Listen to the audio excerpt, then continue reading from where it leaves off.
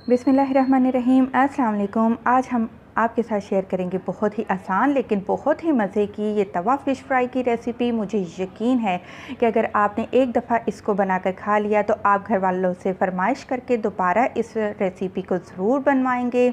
और इससे पहले अगर अभी तक आपने मेरा चैनल सब्सक्राइब नहीं किया तो प्लीज़ मेरे चैनल को ज़रूर सब्सक्राइब करें। और तवा फ़िश फ्राई बनाने के लिए मैंने आधा किलो यहाँ पर सफ़ेद पॉपलेट लिया है और इसको मैंने क्या किया, आधा चाय का चम्मच नमक, आधा चाय का चम्मच अजवाइन लगाकर मैंने 1 घंटे के लिए छोड़ दिया। फिर इसको अच्छे से वॉश करके रख लिया।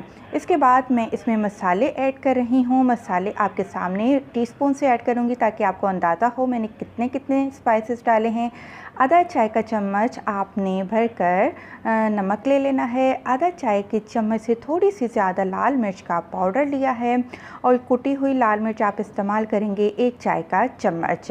1/4 चाय का चम्मच आप हल्दी लेंगे और 1 चाय का चम्मच भरकर हम धनिया पाउडर इस्तेमाल करेंगे और आधा चाय का चम्मच ये गया जी गरम मसाला पाउडर। और यहाँ पर अगर आपके पास पाउडर फॉर्म में ज़ीरा है वो ले लें या कुटा हुआ ज़ीरा है। मेरे पास ये भुना कुटा ज़ीरा है, मैंने 1 चाय का चम्मच वो भी डाल दिया। और अब जी 1 लेमन जूस वो डाल देंगे। और ये है अजवाइन। ये अजवाइन का पाउडर बना लें या इमाम दस्ते में कूट लें। आधा चाय का चम्मच अजवाइन का लिया है मैंने, दोबारा से अजवाइन डाली है। और ये है जी 1 चाय का चम्मच सिंपल लहसुन का पेस्ट। और ये 2 चुटकी मैंने ज़र्दा फूड कलर डाल दिया है ताकि कलर अच्छा आ जाए। और ये परफेक्ट अमाउंट के साथ मैंने आपको मसाले बताए हैं।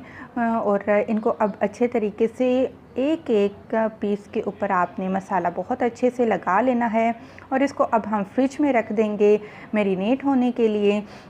अच्छा, यहाँ पर बता दूँ, अगर आप एयर टाइट कंटेनर में आप इसको फ्रीज़ करके रखना चाहते हैं, जैसे कि वर्किंग वूमेन होती हैं और या फिर जो बैचलर्स होते हैं, बिगनर्स होते हैं, बैचलर्स होते हैं, वो इसको फ्रीज़ भी करके रख सकते हैं।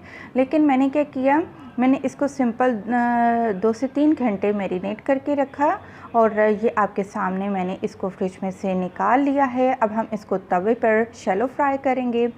तवा अच्छी तरह से गर्म होना चाहिए, उसके ऊपर जो ऑयल है वो अच्छे से गर्म होना चाहिए और इसके ऊपर हम एक एक पीस फ़िश का रखते जाएंगे।